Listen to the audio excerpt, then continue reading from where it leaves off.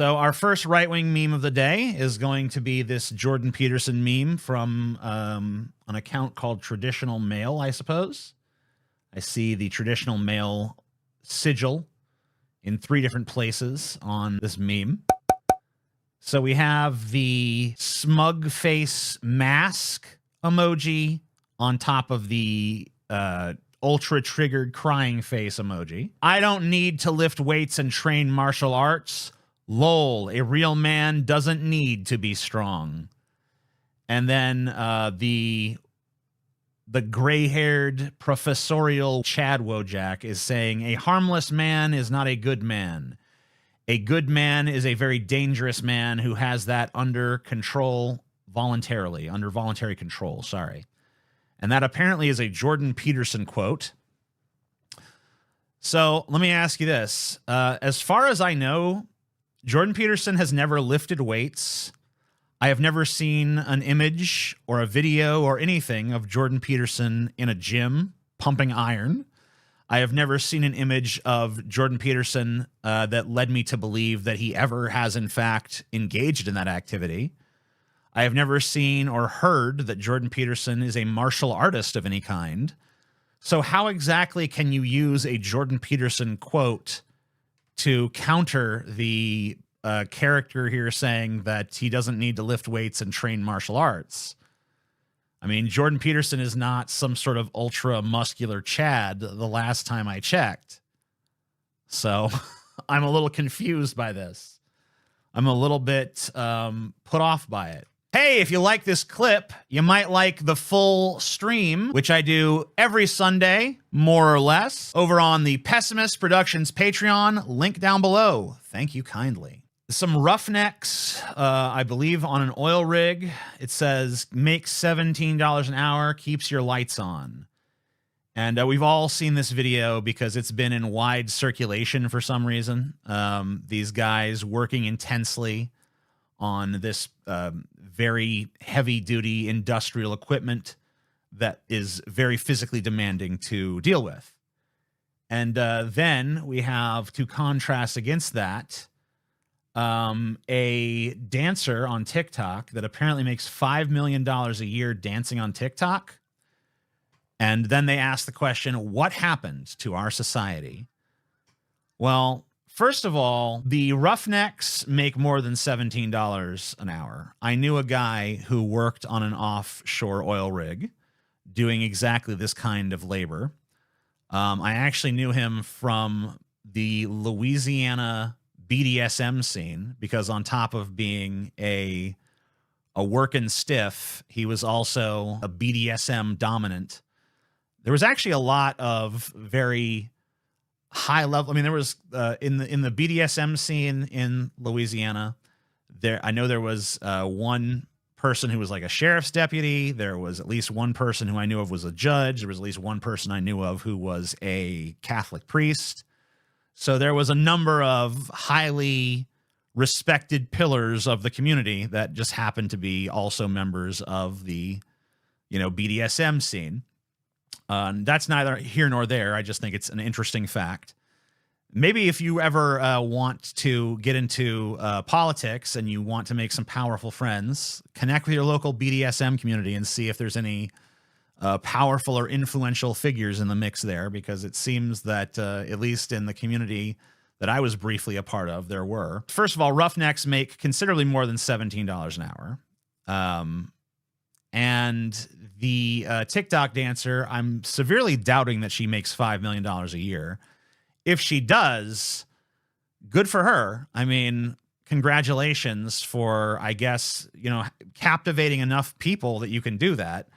I mean, the thing is that if you have a skill set that can capture the attention of a large audience, whatever that skill may be, that's always going to be financially to your benefit. If you can do something, whether it be singing, whether it be dancing, whether it be acting, whether it be proficiency at an instrument, if you can do something that puts you in demand and captivates a large audience of people, then you are going to make money off of that. There are always going to be ways to monetize that. This is not some sort of new development that has come about only recently thanks to the advent of TikTok. This has been the status quo for quite some time in this country. So the question of what happened to our society, not much is the answer to that. The delivery method of how performers get to their audience has changed, but the fact that a popular figure that can attract a large audience makes money off of that is not something new. It's not even remotely new. This one is just pure racism. So I will zoom in so we can look at it panel by panel here. So there is a job interview, and one of the applicants is a clean-cut, blonde-haired white dude, and the other applicant is a unkempt racial stereotype of a black guy. So the white guy goes in and he meets the other white guy who's in charge, and they shake hands, and they exchange information about how this guy is very intelligent and understands advanced mathematics and attended an Ivy League school. And then the racial stereotype of a black guy comes in and does a fist bump instead of a handshake. And he talks about how he likes watermelon and fried chicken and 40s and weed. And then he hands the guy a paper that says resume, hustlin' and pimp shit. He spills a McDonald's cup on the desk. You know, he's a terrible applicant in all regards because he's, you know, the most ridiculous racial, you know, caricature you could ever imagine, right? So later on, as the boss man is talking to this lady, he's saying that he prefers the clean-cut white applicant, but then she points to the mandatory diversity rainbow. And then we have the black guy who is now, I guess he's cleaned up a little. He's wearing a suit. He's got his pot plant growing on his desk. He's got his coffee there.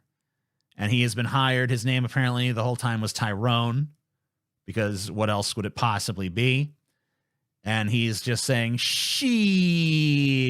They've decided, let's have no foot, no pinky toe in reality. We'll just create our own reality that has no resemblance to the one we actually live in.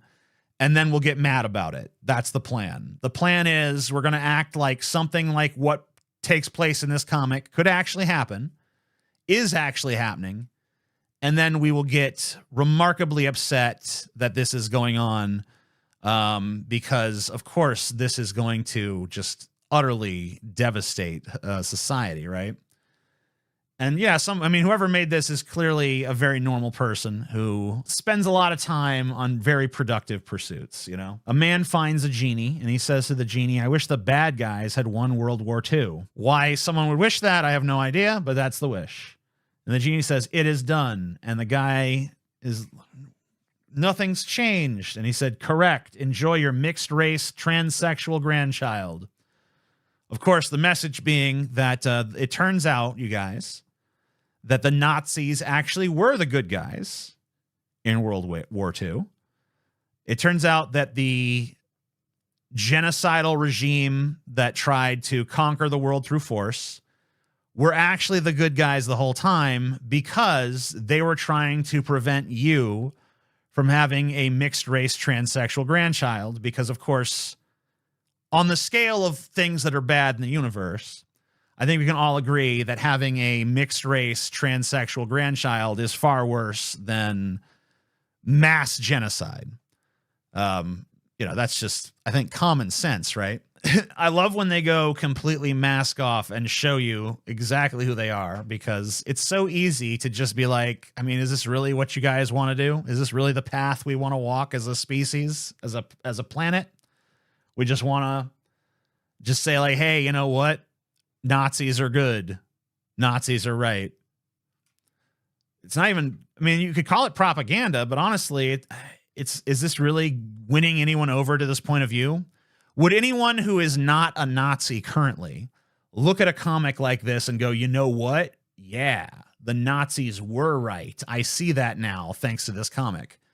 This is echo chamber stuff. I mean, this is solely for the enjoyment of other people who have already made their peace with being Nazis, right? Here's a little exchange that happened on Twitter, I guess. Is being gay a bad thing? Yes. Why? Because it's disgusting. Totally subjective. It's a sterile life of fruitless hedonism. That's one of the pros.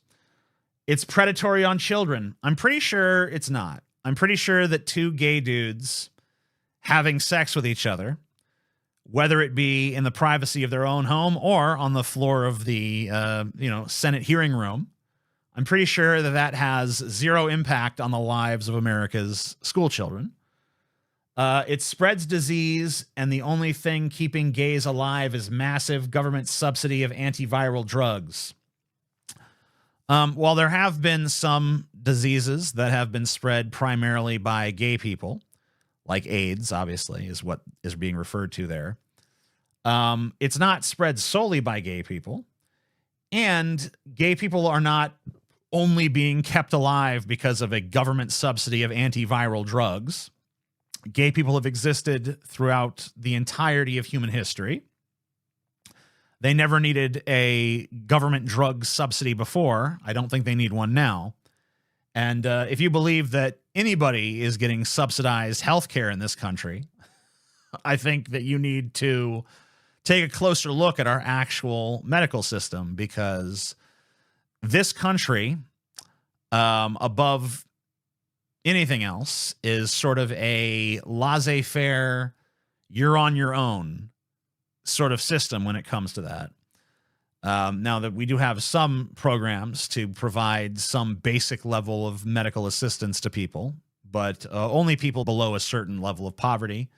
Plenty of people don't qualify for that stuff. Plenty of people die every year from completely preventable diseases because of the nature of the American healthcare system. So the idea that we live in some heavily subsidized healthcare state is completely false. And then there's the final point, which I don't even understand. It says poisons the signaling commons for male friendship. I think that what this means, and I'm only guessing because I have no really a clue as to what this is actually referring to, but I think what this means, platonic displays of affection between men, platonic displays of respect and fondness between men are now interpreted as gay solely because of gay people. And I hate to break it to this person, but that's not why. The reason that normal affection between two heterosexual men is oftentimes perceived as gay is not because gay people exist. It's because of homophobia. It's because there are so many dudes like you who are so scared to death of gay people that when you see two men being affectionate towards each other, you instantly feel uncomfortable and as if that might be gay somehow. This is why we had the rise of things like declaring no homo and so on and so forth. So this is not the fault of homosexuals. This is the fault of homophobes. Sorry to tell you. Here's another one that's just pure racism. This one is from an account called Blacks Taking L's.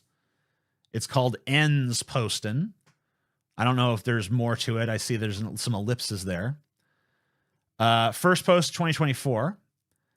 By the way, aren't we so glad that we now exist on a Twitter platform that allows this sort of free speech, finally, at long last? To survive in the wild, you need a reliable source of water. And then he says the N-word, and then a black person starts crying, and then he starts slurping up the tears. And I guess I should be more offended by the overt racism of this, but I'm really more offended by the fact that you couldn't live on tears. I mean, there's too much salt in them. Tears are entirely too salty to be a source of water. I mean, you can't hydrate yourself with that stuff. I mean, a little bit of salt in the water will actually help hydrate you better because that's, an electrolyte. But too much salt and it begins to dry you out. And that's all that would happen here because tears are ultra salty. So, I mean, this is not something that would actually work pragmatically. This is a libertarian meme letting us know we're not a threat to democracy. Democracy is a threat to liberty. I mean, that's a take you could have for sure. You could have the take that democracy is a threat to liberty.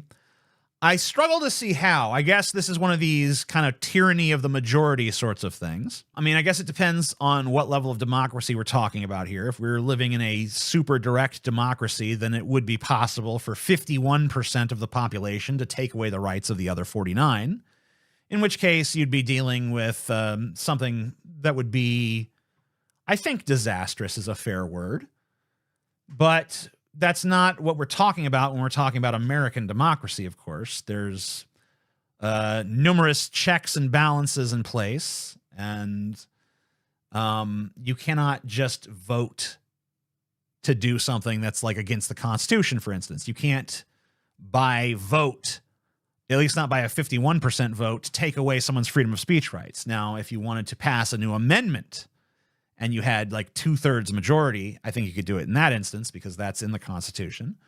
But the idea that democracy as it exists in America now is a threat to liberty, I mean, only in the respect that we've limited it too much. Now, I'm not a proponent of direct democracy for the exact reasons I was talking about a moment ago, the 51% taking away the rights of the 49%. But I do think that there's too much of an impediment to the people's voices being heard currently. I think we need something that's a little bit more in the middle. So I guess on this issue, I'm something of a centrist between the position of absolute democracy and representative democracy in the context of a republic as we have now. I would be for something kind of in between those two. You have an LGBTQ person standing around in their rainbow world where the floor is rainbows, the buildings are rainbows, the clouds are rainbows. Everything in the world just loves and bows down before LGBT people, as we all know. But their neck stretches out and stretches out until it reaches into the church building where an innocent parishioner is just sitting there, minding their own business, and the head of the SJW appears before them and says, "Stop oppressing me!" Because this is reality, correct? The reality of the world is that the entire world kowtows and bows down before LGBTQ people. And church folk are just the most sort of benign folk. All they do is sit in their buildings. It's not like they vote to harm LGBT people. It's not like they go out there and protest LGBT people or make it known that they hate LGBT. It's not, none of that's true. What's true is that they sit there benignly and harmlessly in their little building, minding their own business, and still these whiny SJWs are complaining about being oppressed. So sad. Here's a political compass meme contrasting the year of 2014 from the year of 2024. So here we are. This individual is some sort of laborer, the hard hat. Says, the plant I've worked at all my life is shut down and my hometown is dying. And then you have the smug leftist type saying, LMAO, learn to code. And they're just smug and they're drinking their soy milk, you know. And now here we are in 2024. And that same smug leftist is now saying, no! AI just replaced my programming job. And the Chad is saying, LMAO, learn to weld. I've never liked this sort of cavalier dismissal of people on the basis of, oh, well, your job is going kaput. Well, just learn to do a different job. As if everyone is just capable of doing that magically. I didn't like it when it was learn to code. I don't like it when it's learn to weld. I think that, yes, human beings have to be adaptable. Human beings have to be ready to roll with the punches and accept the changes that are coming to our society as automation and outsourcing and things like that deprive more and more Americans of useful and meaningful work. But this sort of cavalier attitude of just like, get over it, coming from either side of the political aisle, I think is not really helpful. not just to the person it's being said to, but it's not really helpful as a mentality for our country, considering the sheer amount of work across the political spectrum that is going to be affected by this stuff and already has been. It just seems like you're shooting yourself in the foot when you don't treat the concerns of another worker as equally valid compared to your own, just because they happen to work in a different industry. Never give head to your woman. I know you have her best interest at heart, but giving head is a submissive act. Let her be the one giving you head because she's supposed to submit to you, but you should never. There are thousands of other ways to give pleasure to your woman without giving her head. Join me to become a better man. First of all, why do I get the feeling, even though this guy says there are thousands of other ways to please your woman, it's something he's never done? Why do I feel like this man has never pleased a woman in his life? Why do I also feel like this is yet another I mean, he never explicitly says it's gay to go down on a chick, but it kind of seems to be the implication, right? So is this yet another thing we can throw on the pile of things that are now gay? Performing oral sex on a woman as a man is now gay. Good to know. I mean, I guess that, at this point, 99% of the population is homosexual, right? This is actually not my first time encountering this. There was, I don't know how many of you guys have watched The Sopranos, but there was a character on The Sopranos named Junior, who was an old man who I guess gave head to women.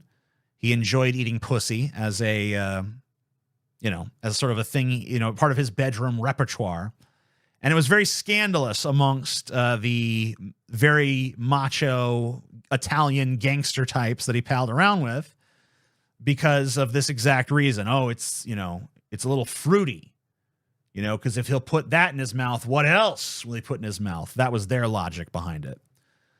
So, yeah, I think that this is kind of one of the most absurd things you could possibly ever put forth as an idea. The idea that eating pussy is gay. The idea that eating pussy is weak. I don't see how. I could tell you this. I don't know if this will give you any comfort at all, but my father was just about the most misogynistic man on the face of the planet. He repeatedly said to me that if women did not have vaginas, we would hunt them for sport because they are inherently irrational, foolish beings that do not deserve the same rights as men. So my father was a massive misogynist, absolutely detested women other than as sort of beings to be sexually conquested. And even he loved eating pussy. So, I mean, if he could eat pussy and not feel it was a submissive act, even as a avowed woman hater, I'm pretty sure the rest of you guys will be fine, all right?